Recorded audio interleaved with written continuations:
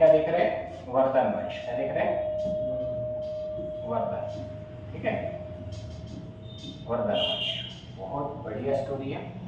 प्राचीन हिस्ट्री की सबसे बढ़िया अगर कोई स्टोरी होगी तो है वर्धन, है ना, हर्षवर्धन के बारे में। आज वही स्टोरी हम डिस्कस करेंगे पूरी प्राचीन हिस्ट्री की। यहाँ पे देखा जाए तो यहाँ एक घराना था जो आता है आज का थानेश्वर। ठीक है, कहाँ पर? हरियाणा। कहाँ पर है? हरियाणा, है ना, थानेश्वर। अगर आप इधर देखते हैं तो ये यहाँ पे था कन्नौज। यहाँ पर क्या था? कन्नौज। ठीक है, अगर आप ये वाला एरिया देखते हो, ये थोड़ा सा बड़ा होगा, ये वाला, तो ये है मालवा। ये क्या है? मालवा। इस साइड का अगर आप एरिया देखते हो लगभग, ठीक है, तो ये था बंगाल। तो यहाँ पे था शशांक। और ये वाला अगर एरिया देखो तो उस समय से कामरूप बोला जाता है। इसको क्या बोला जाता था? कामरूप। ठीक है, शशांक नहीं, हम गोंड राज्य कहेंगे उसे उस समय। ठीक है, क्या कहेंगे? हाँ, उसको थोड़ा सा मिटा देते हैं। हाँ, गोंड शासक था वो। क्या करेंगे? ये वाला देखे तो कामरूप। ये कौन था? कामरूप। ठीक है, हाँ, आसाम का पुराना नाम था कामरूप। ठीक है, अगर आप यही बात इधर करते हो तो यहाँ पर दुर्लभ। ठीक है, ये मतलब आप रखेंगे तो जम्मू और कश्मीर। यहाँ पे कौन था? जम्मू और कश्मीर। ठीक है, कश्मीर। ये वाला आपको एरिया किसका दिखेगा? कश्मीर। और ये वाला एरिया दिखेगा किसका? पंजाब। ये कौन है? इधर सिंध। एक में भारत का ऐसा राजा हुआ है जो भविष्य पुराण में बताया हुआ है, पुराण है, उसके बाद बताया गया कि इसने अरब पर आक्रमण किया था। इस पे अरब पर। अब तक हमने देखा, क्या देखा है कि चीन पे एक ही राजा ने किया था आक्रमण। वो किसने किया था? तो राजा कनिष्क, एकमेव राजा हुआ। अरब पर इसने क्या किया था? आक्रमण करने अपनी सेना लेके गया था, रेगिस्तान तक गया, और बाद में उन्होंने देखा कि वहां की परिस्थिति बहुत खराब है ना, तो वो वापस आ गया। ठीक है, तो अभी इनके बारे में देखते हैं। बहुत बढ़िया स्टोरी अगर होगी पूरे प्राचीन हिस्ट्री में तो वो है राजा हर्षवर्धन। थोड़ा सा अगर आप देखोगे तो आपको यहाँ पे घराना दिख जाएगा, मैं समझा देता हूँ। ये है थानेश्वर। ये कौन सा है? थानेश्वर। यहाँ पे वर्धन वंश था। यहाँ पे वर्धन वंश था। यहाँ पर जो था मोखारी वंश था। कौन सा? मोखारी। इसके बाद यहाँ पर कौन था? तो यहाँ पे राजा शशांक, गोंड राजा था शशांक। और यहाँ पर मालवा जो था तो यहाँ पे था देवगुप्ता। कौन सा था? देवगुप्ता। चल रहा है ना? हाँ, देवगुप्ता। इधर कश्मीर में था दुर्लभ वर्धन। ठीक है, और ये कामरूप का एक राजा था भास्कर वर्मा। कई वर्मा कई वर्मन भी दिखेगा, कई वर्मन भी लिखा हुआ दिखेगा। ठीक है, कई वर्मा। तो थोड़ा सा आपको आइडिया आया होगा कि वर्धन घराना कहाँ पर है, मोखारी वंश कहाँ पर है, गोंड राजा कहाँ पर है, कामगा का मतलब भास्कर वर्मा कहाँ का राजा है? कामरूप। कामरूप यानी आज का आसाम। मालवा एमपी का आता है, वहां का राजा कौन था? देवगुप्त। ठीक है, इधर आपको कौन दिखेगा? दुर्लभ। अगर मैं बात करता हूँ ये वाला आज का गुजरात का, ठीक है, तो गुजरात में वल्लभी। कौन सा घराना था? वल्लभी। ठीक है, यही बात अगर मैं करता हूँ तो नीचे में आती है नर्मदा नदी। नीचे कौन सी नदी आएगी? नर्मदा नदी। ठीक है, अब नर्मदा नदी के जो नीचे वाला पार्ट है, ठीक है, ये नर्मदा नदी आ गई। नर्मदा नदी के पास यहाँ पे पर्वत है नीचे, आपको पता है सातमाड़ा, जो कि वहां पे 7 पर्वत है। और उसके बाद फिर, है ना, तो साउथ साइड में थोड़ा मैप बड़ा चाहिए था, मैं निकाल लेता हूँ।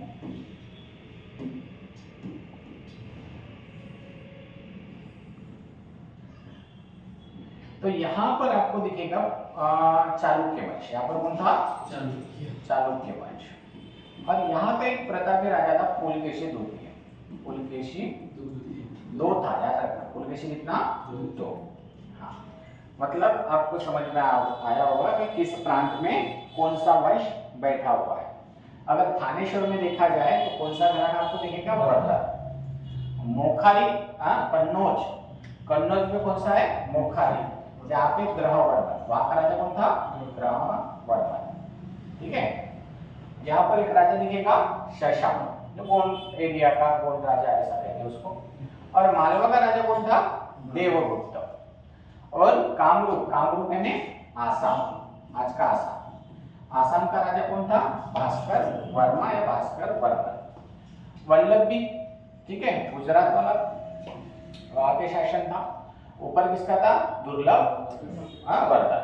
और नीचे में चले जाओगे आप, नर्मदा नदी के नीचे, सह्याद्री पर्वत के नीचे, तो आपको क्या दिखेगा? चालुक्य वंश। वहां पे पुलकेशी द्वितीय। तो ये आपको किरदार समझ में आए होंगे कि आज किरदार कौन कौन है। ठीक है। और मेन हम इसमें कौन है? राजा मेन कौन है? हम जिसको देखेंगे हर्षवर्धन को। अब देखते हैं इसमें कि होता क्या है। तो एक पुष्पभूति, ठीक है, क्या? पुष्पभूति, इसे ही नाम दिया है वर्धन वंश। इसको ही क्या नाम दिया है? वर्धन वंश। ठीक है। ये आखिरी हिंदू सम्राट है। ये कौन सा है? अंतिम हिंदू सम्राट, इनको दर्जा दिया हुआ है। अगर देखा जाए तो इनके फैमिली के बारे में देखते हैं। तो यहाँ पर एक व्यक्ति आता है प्रभाकर, प्रभाकर वर्धन। ठीक है। उनकी शादी होती है यशोमती से, यशोमती, ठीक है, यहां से। अब शादी होने के बाद इनको 3 बच्चे होते हैं, याद रखिएगा। इनको कितने बच्चे होंगे? 3।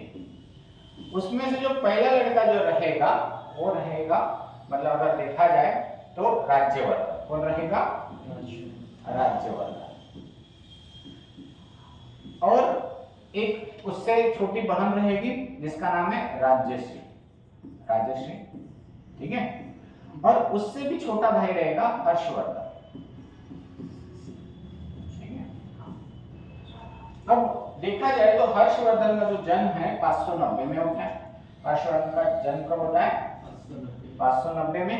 उसका भाई उससे 4 वर्ष बड़ा था और बहन 1.5 वर्ष बड़ी थी। और 1.5 वर्ष बड़ी थी मतलब इसका मतलब उनका जन्म कब हुआ होगा? 988 में। और भाई 4 वर्ष पहले तो 586 में लगभग इनका जन्म हुआ, ऐसा कहा गया है। तो ये आपको फैमिली समझ में आ गई होगी, है ना। अब पहले के जमाने में क्या होता था कि किसी राजा के घर पे कोई लड़का अगर जन्म लेता है तो उनके सबसे पहले भविष्यवाणी करते थे, देखते थे कि इनका आने वाला भविष्य क्या होगा। अब तो राजा है तो ब्राह्मणों को बुलाया जाता था, ठीक है, और वो क्या करेंगे? भविष्यवाणी देखेंगे। आज हम कुंभ मेला वगैरह देख रहे हैं, उन्हीं की देन है, हर्षवर्धन की। उन्होंने शुरू किया था कुंभ मेला, शुरुआत वहीं से हुई थी, ठीक है। हाँ, अब बताता हूँ सब आगे, ठीक है। अब क्या होगा कि तीनों बच्चे थे और राजा कौन बनने वाला था? प्रभाकर वर्धन के बाद में राज्यवर्धन। ये फिक्स था क्योंकि हिंदू रीति रिवाज के अनुसार जो बड़ा लड़का रहेगा वही क्या बनेगा? राजा बनेगा, ठीक है। लड़की तो शादी हो गई, कहीं ना कहीं चली जाएगी, और रहा छोटा लड़का हर्षवर्धन, है ना। और इनको बिल्कुल भी रुचि नहीं थी बचपन से, और भविष्यवाणी में बताया जाता है कि ये बहुत बड़ा राजा बनेगा, सम्राट अशोक जैसा, भविष्यवाणी होती है।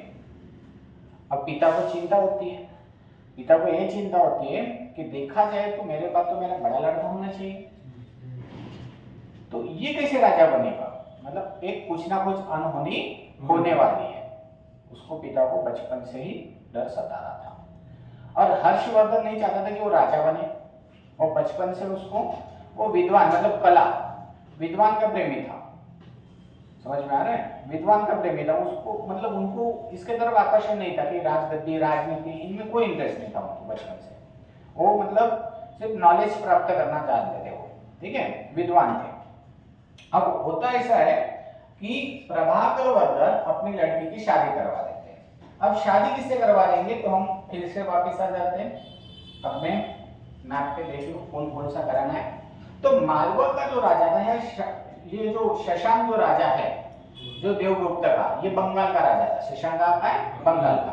तो ये दोनों भी थोड़े से, है ना, ये चाहते थे कि साम्राज्य का विस्तार हो। अब साम्राज्य का विस्तार हो तो नॉर्मली बात है कि वो किसके ऊपर अटैक करेंगे, इनके ऊपर। तो इनके रिलेशन अच्छे थे नहीं। अब ये वर्धन जो थे, प्रभाकर वर्धन, इनको अपने बच्चे की शादी करना थी, और शादी उन्हीं से करेंगे जो राजा अपने लेवल का रहेगा, है ना। तो इन्होंने क्या किया, अपना जो पड़ोसी जो था कन्नौज का, मोखारी वंश का जो राजा था ग्रहवर्मन, उसके साथ राजश्री की क्या करवा दी, शादी करवा दी। अब इन दोनों की शादी हो जाती है, किसके किसके, राजश्री और ग्रहवर्मन। अब ये हस्बैंड वाइफ बन गए। इतने में प्रभाकर वर्धन की किसी कारण डेथ हो जाती है, ठीक है, डेथ हो जाती है। तो यशोमती जो है, मतलब उनकी जो मिसेस, जो पत्नी है, वो सती चली जाती है। समझ में आ रहा है, सती प्रथा थी, तो ये कहाँ चली जाती है, सती चली जाती है। अभी आपको समझ में आ रहा होगा कि सती प्रथा ऐसी थी कि गरीब रहे या अमीर रहे, राजा रहे, है ना, तो सब वो फॉलो करते होंगे। उस समय का था अच्छा बुरा, बुराई बोलेंगे। सती चली गई, बाद में पूरा पूरा फैमिली का कारोबार किसके हाथों में आ गया, राज्यवर्धन, क्योंकि बड़ा लड़का था। अब राज्यवर्धन पे पूरी जिम्मेदारी आ गई।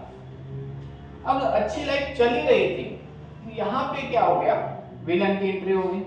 और विलन यानी कौन, तो मालवा का राजा पहला, वो कठपुतली था। इसके पीछे का कौन था, मेन शशांक। शशांक वही व्यक्ति है, शशांक वही व्यक्ति है जिसने बोधि वृक्ष तोड़ा, जहां पे गौतम बुद्ध ने तपस्या प्राप्त की। पीपल का जो पेड़ था फाल्गु नदी के, है ना, वहां पे निर्जला नदी के पास, तो वही नदी जो पीपल का पेड़ था वही काट दिया, जिसने, शशांक, वही है शशांक, याद रखना, बोधि वृक्ष तोड़ने वाला, ठीक है। अब सब प्लान किसका था, शशांक का।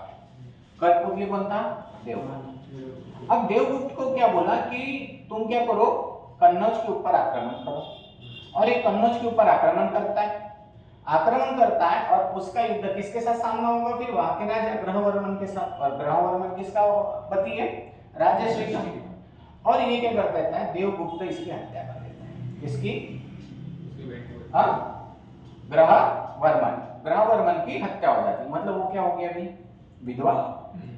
अब विधवा हो गई तो नॉर्मल सी बात है, वो क्या होगी, सती होगी। बट सती तब होगी ना, उसको पहले बंदी बना लेते हैं।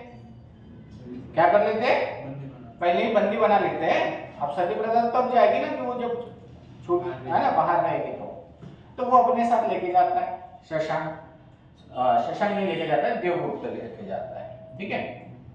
देवगुप्त अपने साथ लेके जाता है। देन उसके बाद क्या करता है, शशांक बोलता है देखो आप नजदीक हो, किसके, थानेश्वर के। तो थानेश्वर मतलब आज का हरियाणा, वो कभी भी आपके ऊपर क्या कर सकता है, आक्रमण कर सकता है। तो एक काम करिए, आप इनको मेरे पास रखिए, ठीक है, सेफ रहेगी। जब तक इनकी बहन अपने पास है तब तक हम कोई भी, है ना, क्या डिमांड मांग सकते हो उनको कि भाई एक काम करो, हमें पूरा क्या दे दो, कन्नौज दे दो, ही हम क्या करेंगे, आपकी बहन सौंप देंगे। मतलब ऐसा कुछ भी वो क्या कर सकते थे, वो एग्रीमेंट कर सकते थे उनके साथ में। तो वो लेके चले जाते हैं। अब जो भाई था कौन, राजवर्धन, वो वैसे ही रहेगा क्या, कुछ ना कुछ तो अपने बहन के लिए करेगा ही, है ना। अब वो क्या करेगा अपने बहन के लिए, तो वो चला गया युद्ध लड़ने के लिए, कौन, राजवर्धन। अब राजवर्धन युद्ध करने के लिए चला गया, और राजवर्धन का किसके साथ पहले युद्ध होगा, देवगुप्त के साथ। और देवगुप्त की क्या कर देते, वहीं पे हत्या कर देते। आप समझ रहे हो, देवगुप्त की वहीं पे क्या कर देंगे, हत्या कर देंगे, ठीक है। अगर देखा जाए इनकी हत्या होने के बाद में अब नंबर किसका आएगा? शशांक। ठीक है, तो नेक्स्ट जो था, सेकंड जो था वो था शशांक। अब ये शशांक की तरफ जाता ही तो शशांक उनको एक पत्र भेजता है और बोलता है कि आपकी बहन मेरे पास सेफ है, सुरक्षित है। जो देवगुप्त ने उनको बंदी बनाया था तो वो वहां से भाग के चले गई, वो मुझे छपड़ गई। तो मैंने क्या किया, अपने पास रखे, आप आइए और लेके चले जाइए। अब राज्यवर्धन को ऐसा लगा शशांक तो बुला रहा है भाई अच्छे से, शशांक गया अपनी सेना लेके, अब राजा तो अकेला नहीं जाएगा, उसके साथ सेना जाएगी। तो शशांक ने क्या कर दिया, राज्यवर्धन को धोखे से मार दिया। समझ में आ रहा है? शशांक ने क्या कर दिया, राज्यवर्धन को धोखे से मार दिया।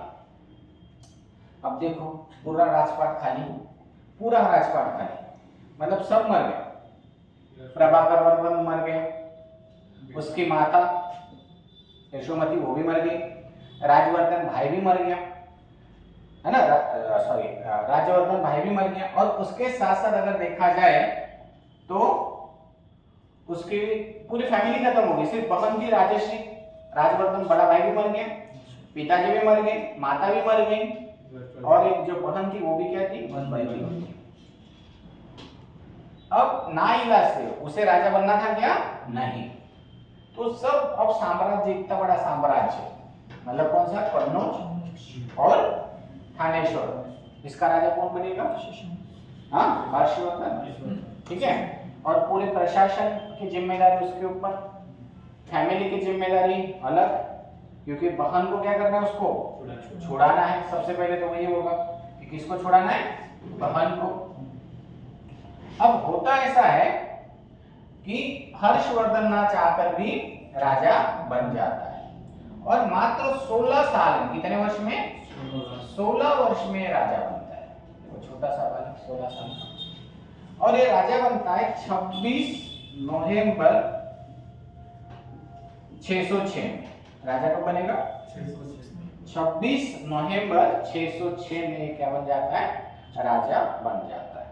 लगभग उनका पूरा जीवन काल देखा जाए तो 57 वर्ष वो जिए। कितना, 57, और 41 ईयर उन्होंने वहां पे क्या किया, 41 वर्ष तक वहां पर उन्होंने क्या किया, राज किया। समझ में आ रहा है? इनको शिलादित्य के नाम से भी जाना जाता है। हर्षवर्धन को किसके नाम से जाना जाता है, शिला आदित्य। ठीक है, अलग अलग नाम है। ये भी पहले कौन थे, हिंदू थे। समझ में आ रहा है कि कौन से अनुयायी थे, हिंदू, पर प्रभाव में आकर ये भी क्या बनेंगे, बौद्ध। ठीक है, अब ऐसा होता है कि ये पहले प्रण लेता है, प्रण यानी है ना, कि वो बोलता है, शपथ लेता है कि मैं, कौन बोल रहा है ऐसा, हर्षवर्धन बोल रहा है कि मैं जब तक शशांक को न मारूं, को न मारूं,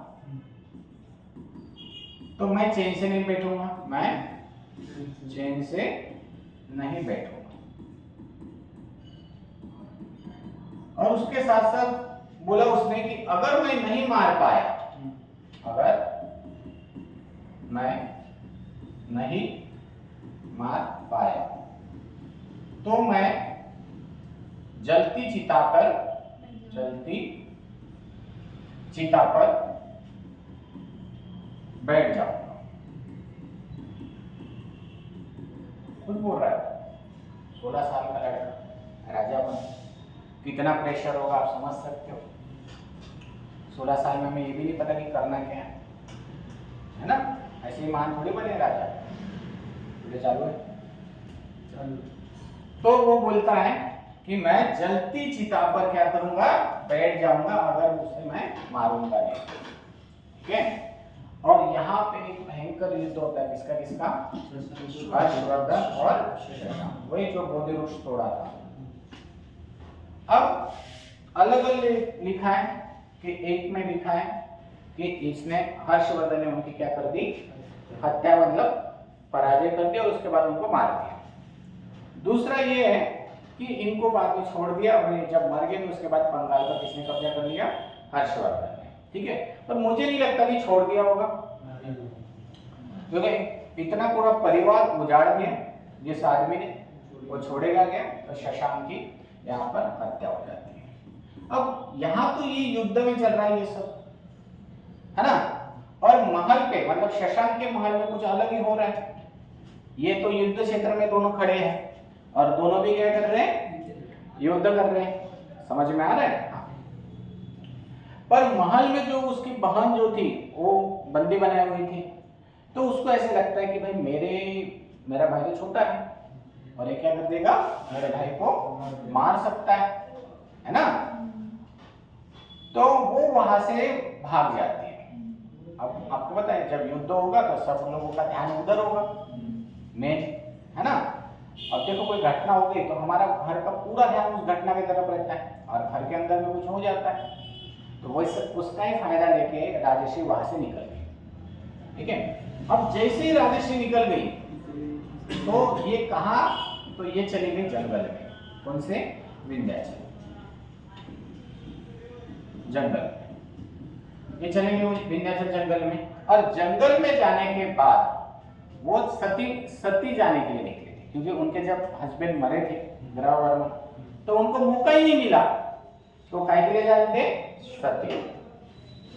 तो वहां पर एक भिक्षु बैठा था, याद रखो, और जितने भी लोग आए सब भिक्षु के प्रभाव में आने के बाद उन्होंने अपना क्या किया? बौद्ध धर्म अपनाया। अगर हम देखते हैं तो सम्राट अशोक ये उपगुप्त के संपर्क में आने के बाद में उन्होंने बौद्ध धर्म अपनाया। कलिंग युद्ध हुआ था 261 में। उसके बाद अगर हम मीनांडर अगर देखते हैं तो नागसेन के समय नागसेन के प्रभाव में आए थे, वाद विवाद हुआ था नागसेन के साथ। और कनिष्क के बारे में अगर हम देखते हैं तो कनिष्क किनके प्रभाव में आए थे? नहीं, नागार्जुन थे। नागार्जुन के साथ अश्वघोष पाटलिपुत्र से उठा के लाते हैं, अश्वघोष पर उनके प्रभाव में आते हैं। और ये छोटे मोटे वो छोटे राजा नहीं थे, बहुत बड़े राजा थे जिनको विदेशों में भी क्या था? शासन था। उसको कनपट बॉक्स हो रहा है। हाँ चलो देखो चाय चाहिए था? हाँ चलो ध्यान दीजिए। अब सती जाने वाली थी विंध्याचल पर्वत पर जंगल में, वहां पर एक भिक्षु रहता है। अब जो भिक्षु रहेगा, अब ये भिक्षु का नाम है दिवाकर। ठीक है, अब देखो, अब मुझे कैसे इतना याद रहता है? एक तो मैं रिवीजन ज्यादा करता हूँ, दूसरे बात ये मैथिली ज्यादा करता हूँ। ठीक है, और मेरे आजू बाजू के जो लोग रहते ना उनको मैं काम में लाता हूँ। अब मेरे गांव में दिवाकर मेरे घर के पीछे ही, ठीक है, राशन बांटता था पहले। तो मुझे पता है कि भाई दिवाकर है, तो वो दिवाकर को याद रख दिया मैंने, तो मैं भूलता ही नहीं दिवाकर, है ना। तो ऐसे मैं किसी को पकड़ लेता हूँ, उसको पकड़ लेता हूँ याद है, समझ में आ रहा है? तो याद रहता है नाम। तो दिवाकर, भिक्षु का नाम क्या था? दिवाकर। अब ये क्या करता है? ये राजश्री सती जाने वाली थी, तो वो जो भिक्षु रहता है दिवाकर नाम का, वो उसे क्या कर देता है? हाँ, रोकता है, वह सती मत जाओ। और कोई भी पंडित या कोई भी जो रहेगा भिक्षु या संत, वो किसी को मरने देगा कि अपने आंखों के सामने? नहीं। और वो उसको पकड़ता है और उसको कहाँ लेकर आता है? हर्षवर्धन के पास। अब हर्षवर्धन तो युद्ध होने के बाद में वही छानबीन कर रहा था, मेरी बहन गई कहा, पूरी सेना छानबीन कर रही थी। बट इसने क्या किया? दिवाकर ने उसकी बहन को ला के दिया। वो बड़ा प्रभावित हुआ और इससे दिवाकर से, और फिर उनसे बैठ के उनके बारे में पूछ रहा है, कौन हो क्या हो, सब डिटेल में, है ना। तो उन्होंने अपना परिचय दिया और परिचय इतना प्रभावकारी था कि हर्षवर्धन जो एक हिंदू राजा था, वो हिंदू धर्म से उसने मतलब कौन सा? बुद्ध अनुयायी बन गए। समझ में आ रहा है? कौन से? बुद्ध। पर इसका ये मतलब नहीं है कि हिंदू अनुयायी से बुद्ध हो तो हिंदू हो, कोई जो भी जितने भी प्रोग्राम रहेंगे या जितने भी त्योहार रहेंगे या जितने भी संत या महात्मा रहेंगे तो उनको रिस्पेक्ट नहीं देंगे, है ना, या उसका मान सम्मान नहीं करेंगे, ऐसा नहीं था। अभी बढ़िया थे, उन्होंने हर धर्म को क्या किया, सम्मान दिया हुआ है। अब देखो अब क्या हो गया, अब उसके पास आ गया कन्नौज भी, अब आ गया थानेश्वर भी, अब आ गया मालवा भी, और अब आ गया बंगाल भी। मतलब अब हुआ ऐसा था कि उसकी जो पत्नी, उसकी जो बहन थी राजश्री, तो राजश्री को कोई लड़का नहीं था, तो इसलिए यहाँ पे कोई राजा नहीं बना सकते थे, है ना। अब एक ही व्यक्ति था बचा हुआ, वो था हर्षवर्धन। तो ये भी साम्राज्य चला गया, ये भी शशांक भी मर गया, ये भी मर गया, ये भी मर गया, तो पूरे साम्राज्य पे किसका हक हुआ, हर्षवर्धन का। अब हर्षवर्धन ने अकेले लड़ाई नहीं की, उसको मदद की है और भी राजाओं ने। उसमें से सबसे बड़ा नाम आता है भास्कर वर्मा या भास्कर वर्मन का, और दूसरा आता है दुर्लभ वर्मन का। समझ में आ रहा है, क्योंकि भास्कर वर्धन के वर्मन का किसके साथ बाउंड्री लगती थी, शशांक के साम्राज्य के साथ। तो आए दिन शशांक क्या करता था, कामरूप के साथ, मतलब कामरूप पर आक्रमण करता था, आसाम पर, जिससे भास्कर वर्मन क्या था, परेशान था, और शशांक चाहता था कि पूरा आसाम भी हड़प ले, है ना। तो अब क्या करेगा, दुश्मन का दुश्मन दोस्त, तो ये दोनों तीनों ने मिलकर किसको पराजित किया, इनको, है ना। मतलब हर्षवर्धन अगर राजा बना तो कहीं ना कहीं इन दो लोगों का भी वहां पे इंपॉर्टेंट रोल मिलता है, ठीक है। अब क्या हो जाएगा, अब ये अपने साम्राज्य का विस्तार करेगा धीरे धीरे धीरे धीरे। मतलब क्या क्या आ गया, थानेश्वर मतलब आज का हरियाणा आ गया, कन्नौज आ गया, बंगाल आ गया, है ना। अब इधर नहीं जाएगा, आसाम नहीं जाएगा। क्यों नहीं जाएगा आसाम, क्योंकि उसका दोस्त था। पर हाँ, आसाम में जो भास्कर वर्मा बैठा था उसकी मदद से ये ओडिशा वगैरह जो वाला एरिया रहता है वो भी क्या कर लेता है, कब्जा कर लेता है। धीरे धीरे धीरे इधर पंजाब तक, है ना। वल्लभी के साथ भी युद्ध करता है, और वल्लभी के राजा को भी, ध्रुवदेव का नाम था, उनको भी क्या कर देते हैं, ध्रुवदेव को भी पराजित कर देते हैं। और फाइनली क्या करते हैं, इनको एक लड़की रहती है, उस लड़की की शादी इनके साथ करवा दी जाती है, ठीक है। हाँ। इसमें देखा जाए तो ऐसा कहते हैं कि ये पंजाब के रास्ते अफगानिस्तान के रास्ते वो अरब गए थे। कहाँ गए थे, सेना लेके अरब। बट रेगिस्तान होने के कारण वहां से वो सेना लेके वापिस आए थे, पर उनका वहां पे बहुत दबदबा रहा 200 साल तक, ऐसा लिखा हुआ। मतलब वो तो रहे नहीं, पर उनका दबदबा रहा। जैसे सम्राट अशोक के बारे में देखते है ना, तो दबदबा भारत के ऊपर रहा। तो 100-200 साल भारत के उधर से कोई आया नहीं। स्पेशली तो ये वर्धन घराने में किसको, हुन जो ये थे, बाहर के जो लोग थे भारत में आते थे, हुना, जो हम कहते थे कि राजपूत में लगा हुआ है हुना, है ना। मतलब ये, मतलब सभी राजपूत में नहीं, कुछ कुछ राजपूत में वो ऐड हो गए। बाद में हिंदू धर्म ही उन्होंने अपना लिया, किसने, हुनों ने, ठीक है। तो उनको भी उन्होंने क्या किया, रोका। ये बाहर गए थे, कौन कौन, हुना, ठीक है। उसके बाद पल्लव, कुषाण, यवन, समझ में आ रहा है, शक ये बाहर के थे, पर बाहर के थे, भारत में आए, भारत के रहवासी बन गए, ठीक है। उसमें से सब इंपॉर्टेंट रूल कौन सा था, हुना का। तो वो देखते हैं। अब धीरे धीरे धीरे धीरे अपना साम्राज्य ऑलमोस्ट बढ़ा लिया, यहाँ तक कि नेपालियों ने अपने कब्जे में कर लिया, नेपाल भी अपने कब्जे में कर लिया। और अब बारी क्या थी, दक्षिण की। मतलब अब ये कहां से जाएगा, उत्तर भारत से दक्षिण भारत जाएगा। और मैंने कहा था कि उत्तर भारत से दक्षिण भारत जाने वाला पहला व्यक्ति का नाम क्या आता है, ऋषि अगस्त्य। समझ में आ रहा है। तो इन्होंने अपना अभियान शुरू कर दिया, कहां से, उत्तर से दक्षिण की ओर। अब तो उत्तर पूरा कब्जे में आ गया उनका, और बचा कुछ एरिया था उनके दोस्तों का था, है ना। जैसे ये भास्कर वर्मन का आसाम वगैरह था, है ना। तो ये आते हैं नीचे, नर्मदा घाटी के नीचे। अब वहां पे बहुत बड़ा राजा बैठा था, पुलकेशी द्वितीय। समझ में आ रहा है, कौन बैठा था वहां पे उस समय, पुलकेशी द्वितीय, ठीक है। अब हर्षवर्धन के पास सेना बहुत बड़ी थी, सेना भी बहुत बड़ी थी, और हथियार भी बहुत बड़े थे उनके पास। तो जीतना क्या था, तय था। अब चालुक्य वंश के जो राजा रहते हैं, बादामी वंश के, पुलकेशी द्वितीय, उनको पहले पता चलता है कि ये सम्राट हर्षवर्धन अपनी पूरी सेना लेकर कहाँ आ रहा है, दक्षिण में अपने ऊपर आक्रमण करने के लिए। अब ये सोचता है कि अब करे तो क्या करें, है ना, अब करे तो क्या करें। तो इन्होंने क्या किया, जो हम नर्मदा नदी जो देखते हैं ये, ठीक है, अब नर्मदा नदी के नीचे क्या है, पर्वत, सातपुड़ा, सात पर्वत है इसलिए उसका सातपुड़ा नाम रखा गया। यहाँ पे पूरी सेना तैयार करके रख दी, किसने, पुलकेशी, पुलकेशी द्वितीय। अब ये कहाँ लिखा हुआ है, तो ये ए होल शिलालेख में, शिलालेख, ये कहाँ पर है, कर्नाटक, ठीक है।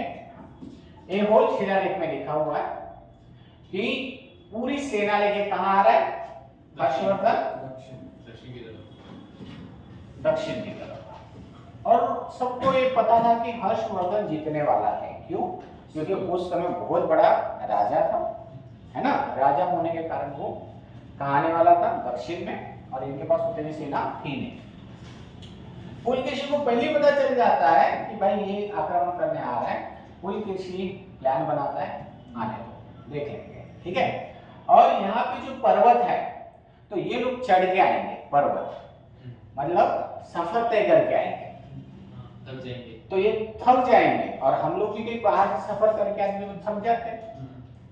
आप देखो काम तो कुछ भी नहीं करते, बट सफर करके आते, कोई काम करने के नहीं, बस ट्रेन में बैठे रात भर, आप देखो तो सफर करके आते तो थक जाते हैं। तो ये सेना जितनी भी आई, जैसे ही ये पर्वत पार करके आ रही है तो इनकी सेना पहले तैयार है हमला करने, मतलब वो पहले थके हुए है ना, और वो युद्ध कर पाएंगे क्या, पूरे जोश से नहीं, और युद्ध करना के लिए जोश का काम है ना, तो उनको आराम करने के लिए जगह मिली क्या, नहीं। देखो मतलब कितना बढ़िया प्लान बनाया, ठीक है, किसना, पुलकेशी द्वितीय।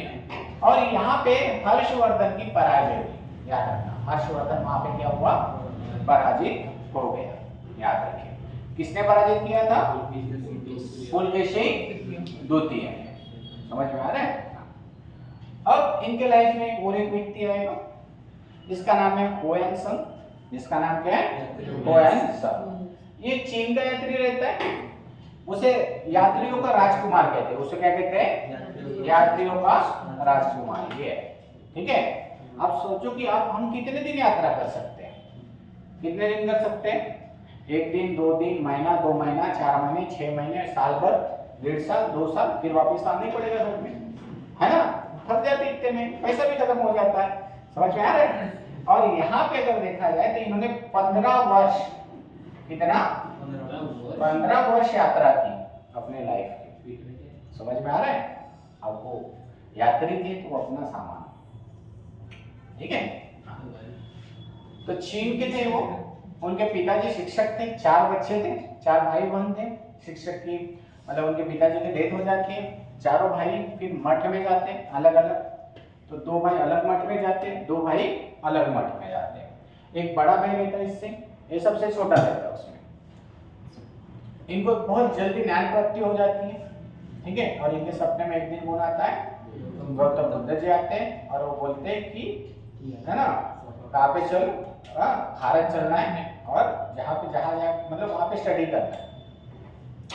वो वहां से निकलते हैं और आधे रास्ते में कुछ लुटेरे डाकू इनको लूट ले लेते हैं, फिर भी वापस नहीं जाते, रास्ता बंद रहता है, फिर भी वो मतलब युद्ध चलते रहता है इसलिए रास्ते बंद होते हैं, युद्ध के समय आना जाना बंद रहता है। तब भी ये जंगल के रास्ते से आते जाते कहाँ आ जाते हैं, अफगानिस्तान पर।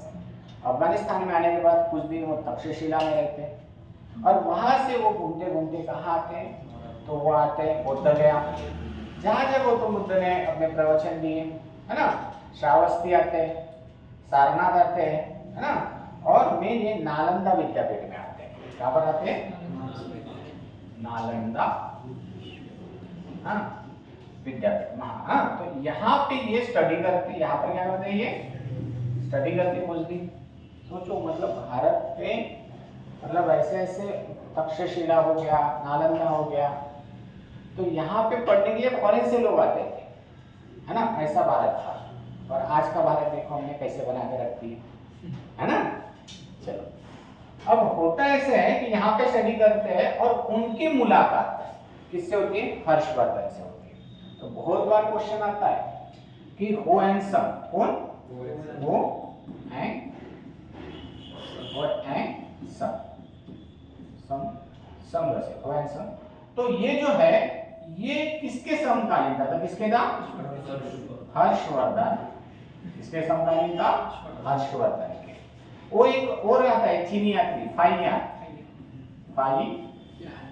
फाइयान किसके समकालीन था? तो बोलेगा चंद्रगुप्त द्वितीय, जिसे विक्रमादित्य कहते हैं। क्या कहते हैं? चंद्रगुप्त द्वितीय, है ना? अलग अलग।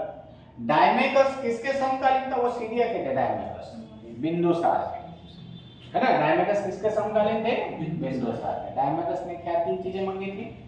मीठी शराब, सूखे अंजूर और दार्शनिक। दार्शनिक यानी जो विद्वान बड़े बड़े, चाणक्य जैसे, समझ में आ रहा है? मेगास्थनीस जैसे।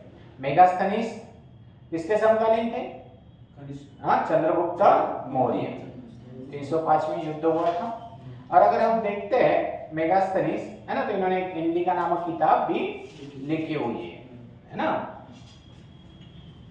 अब हो एंड सम की मुलाकात हर्षवर्धन से 631 में होती है।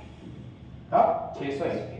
कुछ किताब में 629 भी दी है, ठीक है, पर जो भी होगा लगभग 630-31 में उनकी मुलाकात होती है। और इनके प्रभाव में आके बौद्ध धर्म की तरफ और भी ज्यादा झुकाव हो जाता है, ठीक है।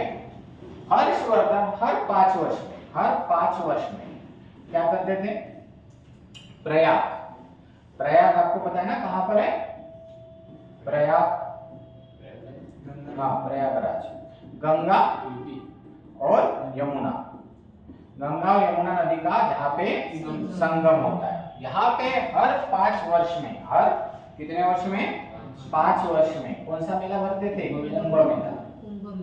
और बाकी में सर 12 तो 5 था, समझ में आ रहा है? अब भले किसी ने 4 कर दिया होगा, है ना? एक का 4, फिर 4 और फिर 4, मतलब 12 वर्ष बाद, ठीक है। तो शुरुआत किसने की थी? हर्षवर्धन। और कुंभ मेले में क्या करता था? इनकी जो संपत्ति थी, देखो कितना बढ़िया राजा है, ऐसा राजा आपको मिलेगा नहीं। संपत्ति में उसने 4 भाग करता था। कितना? 4 भाग। अब 4 भाग में से वो क्या करता था?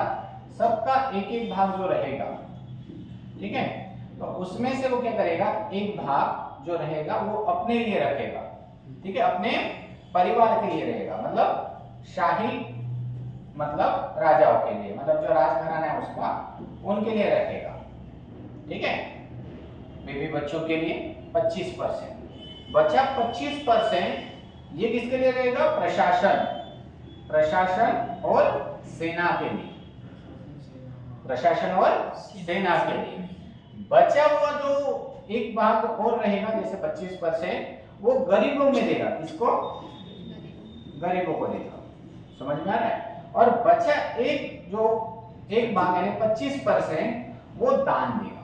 कहां पर? कुंभ में। मतलब देखो भाई कितना बढ़िया है, कितना प्रॉपर प्लानिंग जो है। और हमारी तो ऐसे है नेता लोग, आने दो, है ना, जैसे मरने के बाद साथ में लेके जाने वाले, है ना। अब देखो इन्होंने अच्छा काम किए तो इसलिए इनका नाम है, अभी भी नाम है ना। चलो देखते हैं। तो यही दान हर 5 वर्ष में कहा करते थे? कुंभ मेला में। तो याद रखना कुंभ मेला की शुरुआत कब हुई थी, ठीक है। तो लगभग उनके मरने के कुछ साल पहले, अब उनकी डेथ हुई थी, हर्षवर्धन की डेथ हुई थी 647 में लगभग, ठीक है। 647 में लगभग उनकी डेथ हुई थी। तो उनके 1-2 साल पहले ही इन्होंने ये शायद, या जो भी कुछ होगा, तो वहां पर उन्होंने कुंभ मेले की शुरुआत करना शुरू कर दिया। वो पुलकेशी द्वितीय ने उनकी हत्या कर दी थी क्या? नहीं, पराजित हुआ था ना, पराजित हो गया, समझ में आ रहा है? पराजित हो गया तो क्या होता है? दोनों के बीच में सहमति कि भाई हमारा नुकसान हुआ तो हमारे नुकसान भरपाई करो। इतने सैनिक मारे गए तो इतने सैनिक के घर वालों को पैसा चाहिए, है ना।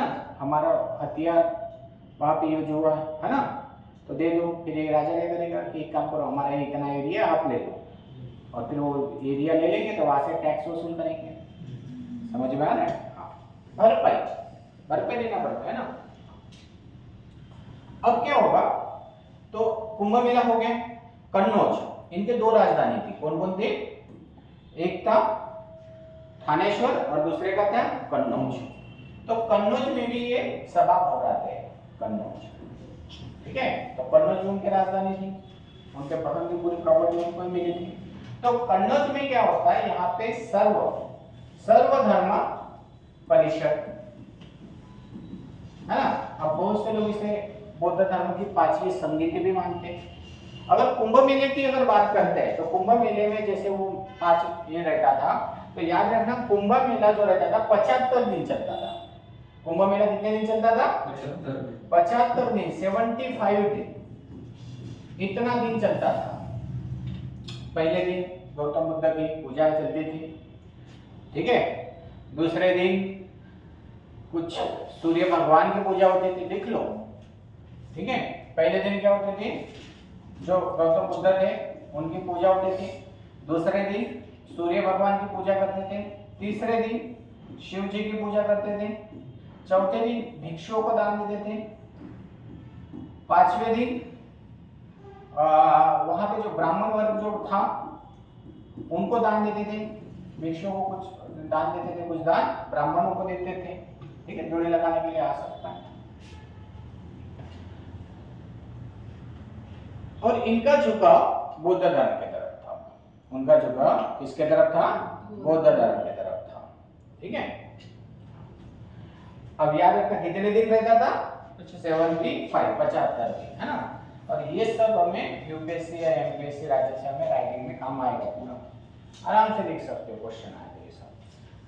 अब सर्वधर्म परिषद या कुछ लोग बोलते हैं कि बौद्ध धर्म परिषद भी कहते हैं, क्योंकि कुछ लोगों ने तर्क लगाया इतिहासकार वालों ने कि जो मेला हुआ था, है ना, मेला यानी कुंभ मेला, तो वहां पर हर्षवर्धन राजा था और हर्षवर्धन चाहता था कि वहां का अध्यक्ष, किसने कोई अध्यक्ष रहेगा, और वो अध्यक्ष कौन बने, तो हुआन सांग विद्वान था, तो हुआन सांग बने ऐसा उसको लग रहा था। पर बाकी ब्राह्मणों ने क्या किया, या फिर बाकी जो वहां के जो भी लोग थे, ठीक है, ब्राह्मण के साथ जो भी कोई संत महात्मा थे, तो उन्होंने बोला कि ये बाहर का आदमी है, तो इसको कैसे क्या बनने दे, प्रोग्राम हमारा है, हमारे धर्म का है, हमारे लोगों का है, तो हमारे में से ही किसी एक को बना।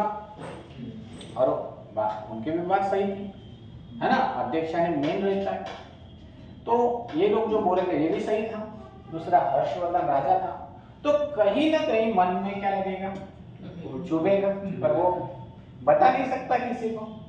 भाई अब जब आदमी गलत है, जहाँ पे हमको लगता है कि हम लोग गलत है, तो वहां पे अब बोल नहीं सकते, सामने वाले को बोल सकते हैं क्या, नहीं, बट वो बात लग जाती है। पर फिर क्या करते हैं, तो उसी के कारण उन्होंने दूसरी परिषद बनाई थी, ऐसा कहते हैं, ठीक है। दो अलग अलग तर्क आते हैं, ठीक है, कोई कहते हैं उसके साथ कोई कनेक्शन ही नहीं है। तो इसमें कौन था, तो ऐसे नहीं कि बौद्ध धर्म, तो यहाँ पे एक परिषद बौद्ध के जो भिक्षु थे, लगभग 3 लाख भिक्षुओं को बुलाए थे, बोलते हैं 3 लाख। कौन, ये महायान वाले, कौन, महायान, और 3 लाख हीनयान वाले। अब देखो बौद्ध धर्म में 2 पार्ट बने कनिष्क के समय, महायान और हीनयान। महायान जो है वो क्या है, महायान तो ये सिंपल धर्म है, मतलब सादे तरीके से बौद्ध धर्म, जो ज्यादा कठिनाई से नहीं गुजरता है, जो मूर्ति पूजा करता है। और हीनयान कौन सा है, एकदम कठिन है, जो गौतम बुद्ध के रूल के हिसाब से चलता है और हम लोग वो फॉलो नहीं कर सकते, है ना। वो बोलते हैं कि पशु की हत्या मत करो, और हम की रोज संडे को तो चाहिए भाई, बाकी दिन तो छोड़ो, बस संडे को रात को चाहिए। तो ये थोड़ा सा ये भी भिक्षुओं को बुलाए, महायान हीनयान। याद रखना हर्षवर्धन जो राजा थे, ये अंतिम हिंदू सम्राट और साथ ही साथ अंतिम बुद्धिस्ट सम्राट, इसके बाद नहीं आने वाले कोई भी सम्राट। तो ये हर्षवर्धन क्या करता, हर्षवर्धन आपको पूछे कि बौद्ध धर्म के किस शाखा के अनुयायी थे, तो किस शाखा के थे, महायान। कनिष्क भी महायान, क्योंकि हीनयान शाखा का हिस्सा होना है बहुत ही कठिन है, समझ में आ रहा है। तो इसलिए ये कहाँ के थे, महायान मतलब रूल उतने रेगुलेशन, उनके रूल बहुत स्ट्रिक्ट है जो फॉलो करना नहीं होता है, ठीक है, इसलिए महायान का हिस्सा बन जाते हैं, याद रखिएगा। उसके साथ साथ ऐसे नहीं कि बौद्ध और मतलब इनको ही बुलाया था, इनके साथ साथ जैन को भी बुलाया था, इनके साथ साथ जो ब्राह्मण जो थे, हिंदू जो लोग थे, उनको भी बुलाया था।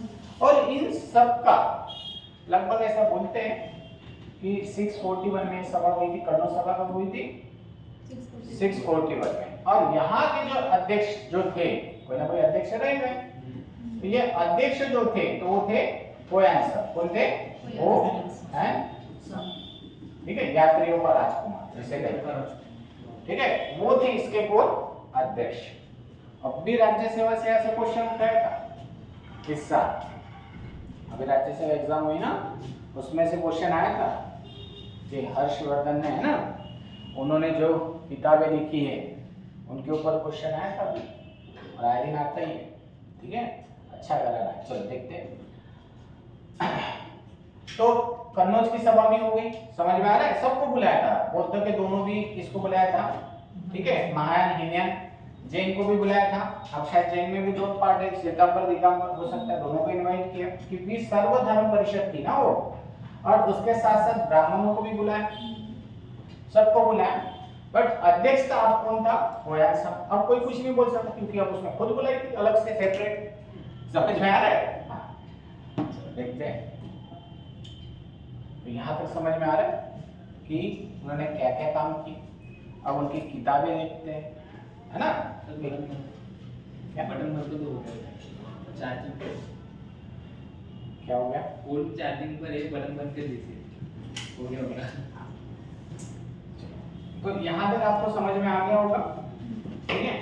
इनके दरबार में कौन था? अगर आपको याद रखिए, बाणभट्ट, हर्षवर्धन, ठीक है, हर्षवर्धन जो है, तो इनके समकालीन कौन था या उनके दरबार में कौन था?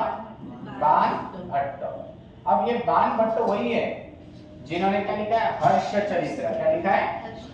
हर्ष चरित्र। आपको पूछा जाता है कि हर्ष चरित्र किसने लिखा है, तो किसने लिखा है?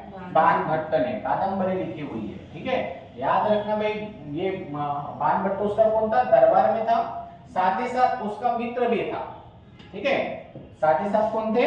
मित्र। अब राजा रहे या कोई भी रहे, समझ में आ रहा है? राजा रहे या कोई और रहे, दोस्त तो सबके रहते हैं, समझ में आ रहा है? तो इसके दोस्त भी थे और ये भी थे।